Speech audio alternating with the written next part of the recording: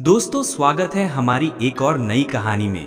दोस्तों, भारत के हर गांव कस्बे में कुछ न कुछ ऐसी कहानियां सुनी जाती हैं जो लोगों के रोंगटे खड़े कर देती हैं। चाहे लोग उन्हें अंधविश्वास कहें या सच, पर रात के अंधेरे में वे किस्से किसी भी साहसी इंसान का दिल दहला देते हैं। ये कहानी भी ऐसी ही एक डायन की है जिसके बारे में आज भी बिहार झारखंड की सीमा पर बसे गाँव चांदपुर के लोग धीमी आवाज में बातें करते हैं। दोस्तों, साल 1982 की बात है। चांदपुर गांव छोटा सा था, मिट्टी के घर, चारों ओर खेत खलिहान, तालाब और आम की बगीचे।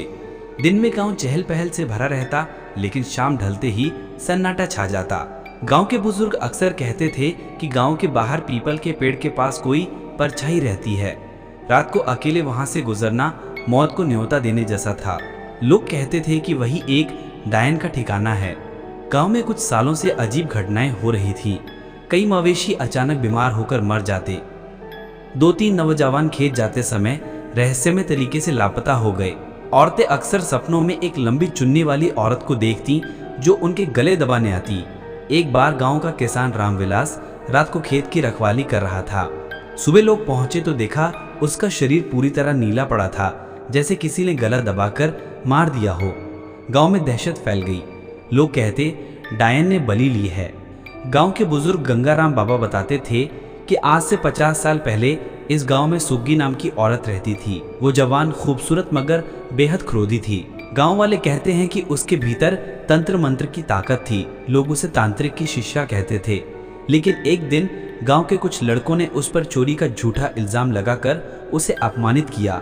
वो पागल हो गई और कुएं में कूदकर मर गई। मरते वक्त उसने शाप दिया कि मैं लौटूंगी और इस गांव के जवान बेटों का खून पीऊंगी। तब से लोग कहते हैं कि वो डायन बनकर वापस आ गई है। एक रात गांव का युवक शंकर अपने दोस्त के घर से लौट रहा था। रास्ते में वही पीपल का पेड़ पड़ा। अचानक उसने देखा एक लंबी सी औरत, खुले बाल, सफेद साड़ी, टखनों से उल्टे पांव लटकते हुए उसकी ओर बढ़ रही है। शंकर की सांसें थम गई। वो भागना चाहता था मगर उसके पांव जैसे जमीन में गड़ गए। वो औरत उसकी तरफ आई और धीमी आवाज में बोली, तू कहाँ जा रहा है?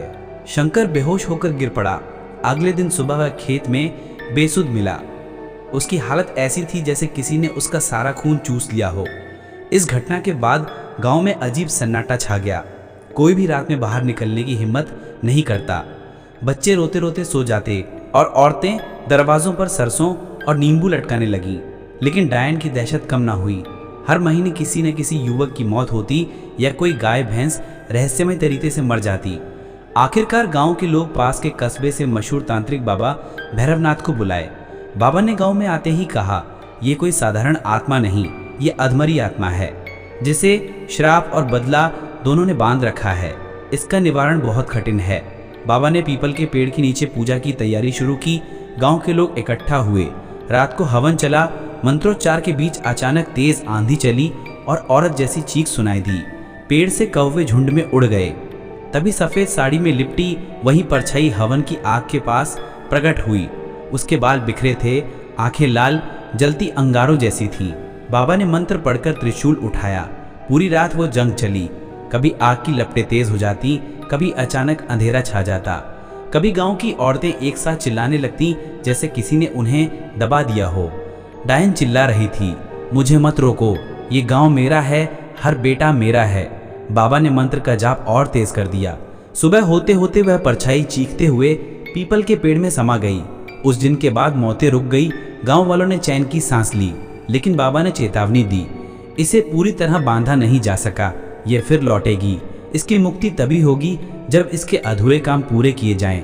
गांव वालों ने उस जगह मंदिर बनवा दिया और हर साल पूजा करने लगे। दोस्तों, साल 2015 में गांव फिर सुर्खियों में आया।